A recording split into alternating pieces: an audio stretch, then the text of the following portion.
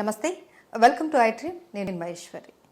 ఇప్పటి రోజులలో పిల్లలకి పెద్దలకి ప్రతి ఒక్కరికి కూడా హెయిర్ ఫాల్ అనేది పెద్ద సమస్య అయిపోయింది. కొంతమందిలో బట్టతల కూడా వచ్చేస్తూ ఉంటుంది. అయితే ఈ హెయిర్ ఫాల్ అనేది ఎందుకు అవుతుంది, ఇది రాకుండా ఎలా కంట్రోల్ చేసుకోవాలి, అండ్ అలాగే హెయిర్ గ్రోత్కి సంబంధించి ఆయుర్వేదంలో ఎలాంటి వనమూలికలు మనకు అందుబాటులో ఉన్నాయి, వీటన్నిటి గురించి కూడా చాలా క్లియర్గా తెలియజేయడానికి మనతో పాటు ఉన్నారు ప్రముఖ హెర్బలిస్ట్ ఆంజనేయరాజు గారు. వారితో మాట్లాడదాం.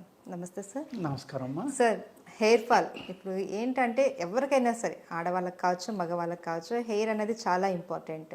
ఒక లుక్ అనేది ఉంటుంది అనేసి చాలా కేర్ తీసుకుంటూ ఉంటారు. ఎంత కేర్ తీసుకుంటారో అంత హెయిర్ ఫాల్ అవుతూ ఉంటుంది చాలా మందికి. మగవాళ్ళలో అయితే బట్టతల కూడా వచ్చేస్తూ ఉంటుంది చిన్న వయసులోనే. అయితే ఈ హెయిర్ ఫాల్ రావడానికి మెయిన్ రీజన్స్ ఏంటి సార్?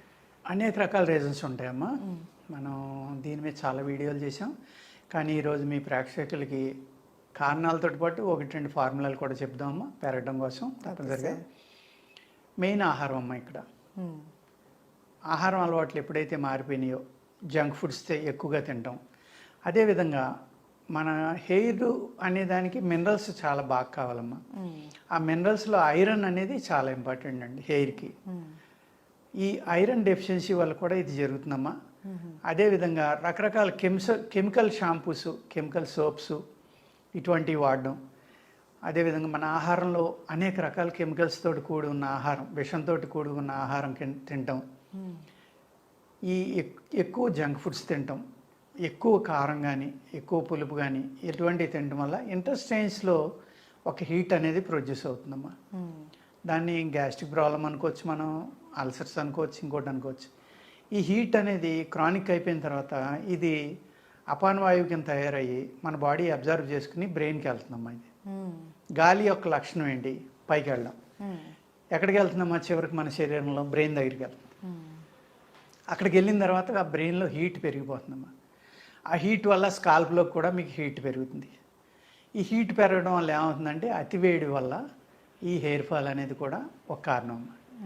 అదేవిధంగా మనం నూనె రాయడం మానేసామంటే, పూర్వం పిల్లలు పుట్టిన వెంటనే ఒక 6 నెలల నుంచి సంవత్సరం వరకు ఆముదం అనేది రాసేవారమ్మ. ఆముదం రాయడం వల్ల ఏమవుతుందంటే ఈ స్కాల్ప్కు చాలా చలవ చేస్తుందమ్మా. ప్లస్ పుట్టిన వెంటనే పిల్లలకి ఇక్కడ ఒక హోల్ ఉంది, ఓన్లీ స్కిన్ నుండి స్కాల్ప్ పూర్తిగా ఫామ్ అవుతుంది. ఏంటమ్మా దాని పేరు? పునికి అంటారు. అది పూర్తిగా ఫిలప్ అవుదమ్మా స్కాల్ప్ అనేది. ఆ తర్వాత అది పోడాలి. ఆ పోడాలి అంటే 1 year లోపల ఇంత లెక్క మీకు 1 ఇంచ్, ఒక స్క్వేర్ ఇంచ్ నుంచి 2 to 3 స్క్వేర్ ఇంచెస్ ఒక బోన్ ఫామ్ అవ్వాలంటే ఎంత కాల్షియం ప్రొడ్యూస్ అవ్వాలమ్మా చిన్నపిల్లల్లో. అందుకనే పిల్లల్లో కాల్షియం డెఫిషియన్సీ రాకుండా చూసుకోవడం ఇంపార్టెంట్ అమ్మా. అక్కడ జరిగే మెకానిజం వల్ల చూడండి, పిల్లల్ని మీరు అబ్జర్వ్ చేస్తే ఫ్యాన్ తిరుగుతూ ఉన్నా కూడా వాళ్ళ తలకి చెమట పడుతూ ఉంది. ఎందుకు అంటే ఆ మెకానిజం అక్కడ జరుగుతుంది కాబట్టి. దానివల్ల అక్కడ చాలా హీట్ ప్రొడ్యూస్ అవుతుందమ్మా.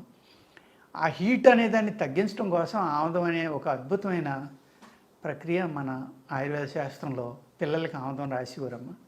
ఆముదం రాయటం ఏమవుతుందంటే యాంటీ వైరల్లో, యాంటీ ఫంగల్లో, pain relief, anti plus lubricant, plus ఆ హీట్ అనేదాన్ని అబ్జర్వ్ చేసుకుని బయటికి తీసుకొచ్చేస్తుంది.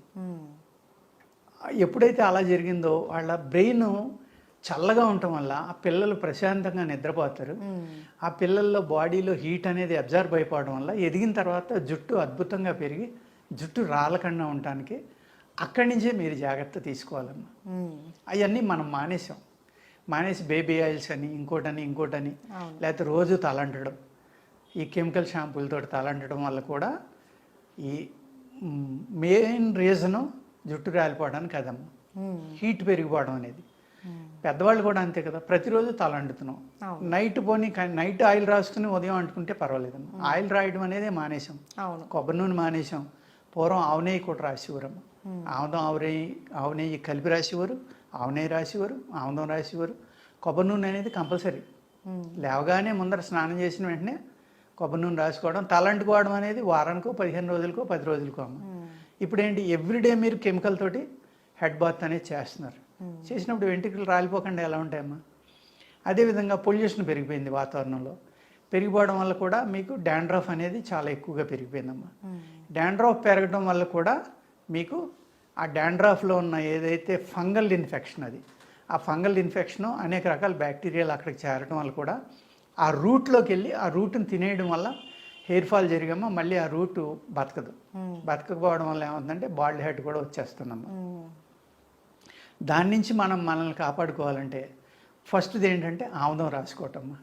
అదే ఆముదం మీకు ఇబ్బందిగా ఉంది అనుకుంటే ఆ ఆముదం సగం తీసుకోండి, అంటే ఒక 500 ml కొబ్బరి నూనె తీసుకోండి అమ్మా. ఆ రెండాటిలోని మీరు ఈ జీడి, నల్ల జీడి అని దొరుకుతుందమ్మా. అడవి జీడి పిక్కలు అంటారు, ఈ నల్లగా ఉంటాయి. అది కట్ చేసినప్పుడు కూడా గ్లౌస్ పెట్టి జాగ్రత్తగా కట్ చేసుకోవాలమ్మా. లేకపోతే అది కట్ చేసినప్పుడు ఆ జీడి తగిలితే చేతులు పుళ్ళు పడిపోతాయి. అటువంటివి ఇది 1/2 లీటర్, అది 1/2 లీటర్ తీసుకుని అందులో 20 జీడి గింజలమ్మా లెక్క పెట్టుకుని వాటిని 2 ముక్కల కింద కట్ చేసి వాటిలో వేసి కాసుకోవాలమ్మా. ఆయిల్ ఆ జీడి గింజలు వేగి తేలే వరకు మీరు ఆ ఆయిల్ని బాయిల్ చేసుకోవాలి. అవి పైకి ఫ్లో అవుతాయి. ఫ్లో అయిన తర్వాత ఆయిల్ ఆపేసమ్మా. దాన్ని వడపోసుకుని మీరు బాటిల్లో పోసుకుని ఆ ఆయిల్ కనుక మీరు వాడితే డాండ్రఫ్ అనేది అద్భుతంగా తగ్గిపోతుందమ్మా. ఈ హెయిర్ ఫాల్ ఇమీడియట్గా మీకు ఆ బ్యాక్టీరియా కానీ ఆ ఫంగస్ కానీ ఏవి ఉన్నాయో అవన్నీ చనిపోయి మీకు హెయిర్ గ్రోత్ అనేది స్టార్ట్ అవుతుందండి. ఓకే. అలాగే ఆహారంలో మీరు ఐరన్ ఎక్కువ ఉన్నాయి తీసుకోవాలమ్మా. ఐరన్ ఎక్కువ దేంట్లో ఉంటుందంటే ఉసిరిలో ఉంటుంది, అదేవిధంగా కరివేపాకులో కూడా ఉంటుందమ్మా. ఈ ఉసిరికాయలు అనేవి ఉన్నాయి కాబట్టి ఉసిరి పౌడర్ దొరుకుతుంది, పప్పు దొరుకుతుంది. పై తొక్కే గింజ పనిచేయదండి. పైన ఏదైతే వలపు అంటాం మేము, ఉసిరి వలపు అంటాం, అది తెచ్చుకున్నమ్మా మీరు కచ్చపచ్చగా కొట్టుకుని కషాయం కాసుకుని వారానికి కనీసం 4 రోజులు దాంతో తల అంటుకుని ఈవినింగ్ శుభ్రంగా పడుకోండి. తుడిచేసుకున్నా పర్వాలేదు, ఆ కషాయంతో అంటుకోవాలి. అంతే తప్ప మళ్ళీ సబ్బులేం వాడకూడదు. అలా అంటుకుని కనుక వారానికి ఒకసారి ఒక 4 సార్లు అంటితే మంచిదమ్మా. మినిమం వారానికి ఒకసారి మీకు ఎంత కుదరకపోయినా. ఈ ఐరన్ అనేది ఆ హెయిర్కి అందటం వల్ల హెయిర్ ఫాల్ తగ్గుతుందమ్మా. చాలా మీ వెంట్రుకలు ఏ అయితే ఉన్నాయో ఇవి చాలా అందంగా షైనింగ్ తోటి ఉంటాయి, ఆరోగ్యంగా ఉంటాయి.